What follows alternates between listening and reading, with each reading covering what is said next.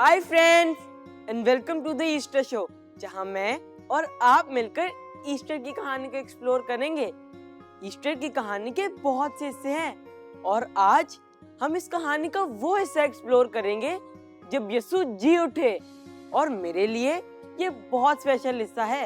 यीशु के जी उठने की खबर मिलने के बाद दो शागिर्द यरूशलेम की तरफ जा रहे थे और उस दिन जो कुछ भी हुआ था उस बारे में बात कर रहे थे कि कोई अचानक उनके साथ चलना शुरू हो गया। वो यीशु ही थे, मगर शागिर्द उनको ना पहचान पाए। यीशु ने उनसे पूछा कि आप किस बारे में बात कर रहे हो। शागिर्दों ने सारी बात बताई। इसके बावजूद भी शागिर्द यीशु को ना पहचान पाए। वो ये सब बातें कर ही रहे थे कि वो वहां पहुंच गए जहां उन्हें जाना था। शागिर्दों ने यीशु से कहा कि अभी तो शाम भी हो गई है और जल्दी अंधेरा हो जाएगा, तो आज आप हमारे साथ चलें और हमारे साथ खाना खाएं। वैसे हैरानगी की बात है कि शागिर्दों ने अभी तक यीशु को नहीं पहचाना। तो जब वो खाना खाने बैठे तो यीशु ने रोटी ली और ब्लेस करके उन दोनों को दी, जिससे शागिर्द यीशु को पहचान गए, क्योंकि यीशु हमेशा ऐसे ही किया करते थे। जब तक वो इस बात को समझे, यीशु उनके सामने से गायब हो गए। शागिर्दों ने थोड़ी देर कर दी यीशु को पहचानने में, लेकिन अब उन्हें यकीन हो गया था और वो बाकी शागिर्दों के पास भी गए और उन्हें भी बताया कि यीशु जी उठे हैं। मगर यीशु के शागिर्द तोमा वहां नहीं थे। कुछ दिन बाद सारे शागिर्द मिलकर बैठे हुए थे और उसी वक्त यीशु उनके बीच आ खड़े हुए। वो सब यीशु को देखकर हैरान होने लगे। इतने में यीशु ने तोमा को अपने पास बुलाया और अपने जख्म दिखाए ताकि उसको यकीन हो जाए कि यीशु जी उठे हैं। यीशु ने उन्हें ये पेशन गोई भी याद दिलाई कि लिखा है, मसीह दुख उठाएगा और तीसरे दिन मुर्दों में से जी उठेगा और यरूशलेम से लेकर सब कौमों में तौबा और माफी की मुनादी उसके नाम से की जाएगी। वाओ! यीशु के जी उठने के बाद शागिर्दों का असल काम शुरू होने वाला था कि वो लोगों को यीशु मसीह के बारे में बताएं ताकि लोग यीशु पर ईमान ला सकें। यीशु जानते थे कि उनके जाने के बाद शागिर्दों को एक मददगार की जरूरत है, एक ऐसा मददगार जो कि खुदा की तरफ से हो, जो उन्हें खिदमत के काम में दानाई और रहनुमाई दे। यीशु ने शागिर्दों से कहा कि जल्द ही वो एक ऐसा मददगार भेजेंगे, मगर उस वक्त तक तुम इसी शहर में ठहरे रहना। यीशु ने उन्हें होली स्पिरिट की पावर दी ताकि वो स्पिरिचुअली स्ट्रांग रहें। यीशु का इस दुनिया में आना, मसलूब होना और जी उठना, ये सब हमारी निजात के लिए था। आज मैं और आप हमेशा की जिंदगी के हकदार हैं, क्योंकि यीशु ने हमारे गुनाहों से हमें बचाया है।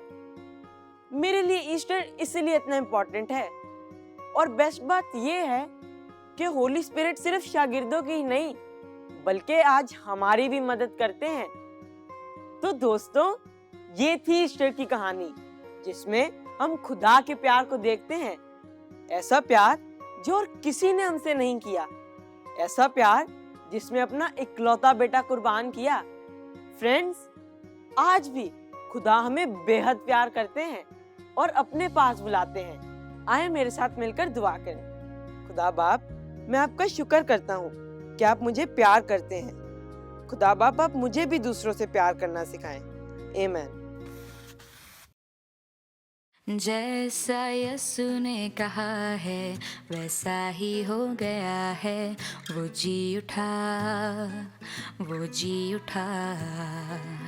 हफ्ते के पहले दिन सुबह सुबह वो औरतें उसकी कब्र पर थी। कब्र खाली देखकर वो हैरान रह गई। उसी वक्त तो लोग आए जिनके लिबास रोशन दिखाए और कहा कि तुम जिंदों को मुर्दों में क्यों ढूंढते हो। जैसा यीशु ने कहा है वैसा ही हो गया है।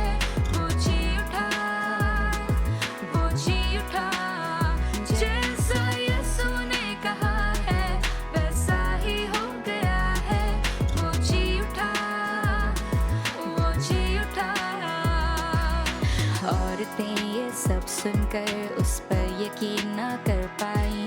भागी वो शागिर्दों की तरफ, उनको ये बातें बताई।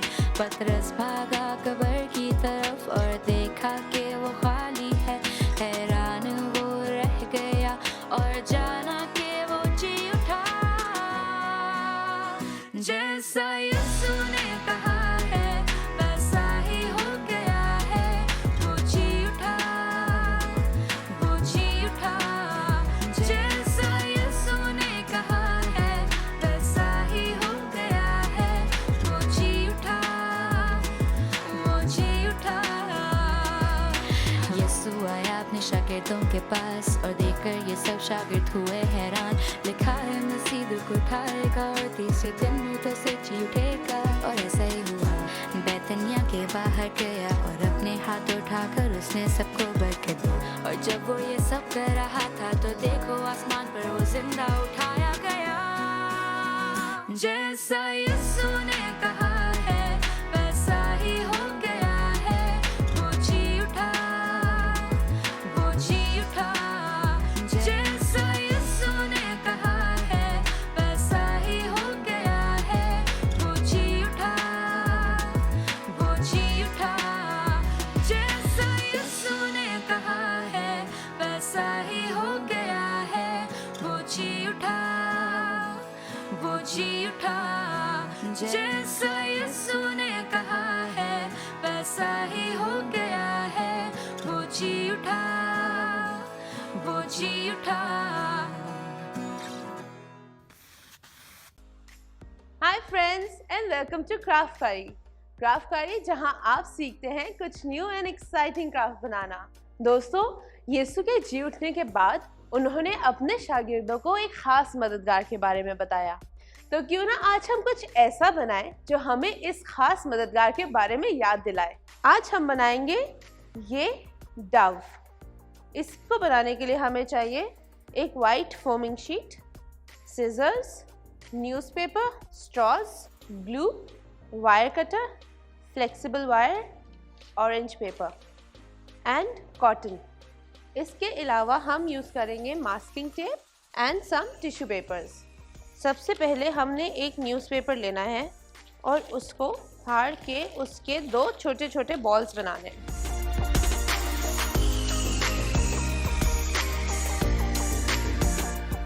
जब हम इस न्यूज़पेपर को रोल कर देंगे तो हमारे पास कुछ इस तरह की शेप आ जाएगी।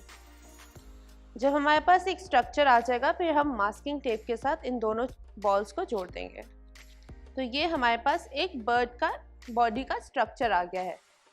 अब इसके बाद हम इसको कॉटन के साथ कवर अप कर देंगे।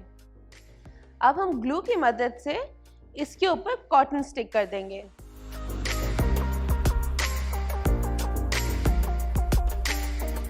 आपने मेक श्योर करना है कि इसकी शेप खराब ना हो। कॉटन को बार बार शेप करते रहना है। कॉटन जब हमने लगा ली है उसके बाद हम अपनी बर्ड के फीट बनाएंगे। फीट बनाने के लिए हमें चाहिए flexible wire and some straws. Flexible wire को हम शेप करेंगे इस तरह से एंड जो ऊपर के पीसेस बचेंगे वायर के उसके अंदर हम स्ट्रॉ डाल देंगे। एंड इसी तरीके से मैं एक और पाँव बनाऊंगी एंड हम दोनों पाँव को डव के साथ अटैच कर देंगे। तो ये मैंने अपनी बर्ड ली और इसके बॉटम पे 2 टाइनी होल्स करके इसके अंदर मैंने इसकी फीट अटैच कर दी हैं। फेदर्स के लिए हमें चाहिए एक टिश्यू। इसको हम फोल्ड करेंगे इस तरह से एंड इसको हम कट करेंगे बीच से। एंड अगेन जो हाफ था उसको हम फिर से फोल्ड करेंगे इन 4 फोल्ड्स। तो ये आगे हमारे 4 फोल्ड्स। अब ये सेक्शंस को हम एक दूसरे के ऊपर प्लेस करेंगे इस तरह से एंड इनको हम एक फेदर की रफ सी शेप दे देंगे। अब हम क्या करेंगे, अंदर से हम 2 पीसेस को लेंगे। ये फ्लेक्सिबल वायर ली एंड इसको यहाँ पे लगा के ऊपर से दूसरे टिश्यू के पीस से इसको कवर कर देना है। तो friends, as you can see ये मैंने बहुत सारे फेदर्स बना के रख दिए हैं। अब हम इनको शेप देंगे। इसके बाद हम फोमिंग शीट लेंगे और उसको कॉर्नर से इस तरह से फोल्ड करेंगे एंड इसके अंदर से एक कर्व की शेप निकालेंगे।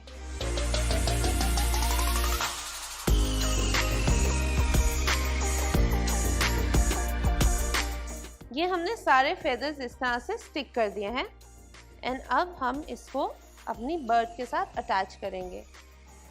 इसको अटैच करने के लिए हमें इसके जो सारी वायर्स जो एक्स्ट्रा हैं उनको ट्विस्ट करना पड़ेगा। बाकी के जो रिमेनिंग फेदर्स थे उसको अब हम उसके साइड फेदर्स बनाएंगे इस तरह से। आप 3 पेयर्स लेंगे एंड उनको आपस में इस तरह से स्टिक कर देंगे। अब जब ये इस तरह से स्टिक हो जाएंगे तो फिर हम इनको बर्ड के इस तरह से साइड पे लगा देंगे।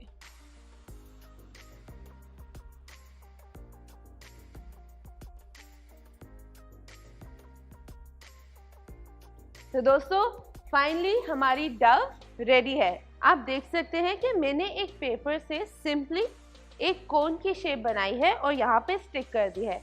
इसी तरह से फोमिंग शीट से मैंने 2 टाइनी ब्लैक सर्कल्स काटे हैं एंड उसको एज आईज यूज किया है। तो फ्रेंड्स, आप जब भी इस क्राफ्ट को बनाएंगे तो अपनी पिक्चर्स हमारे साथ शेयर करना नहीं भूलिएगा।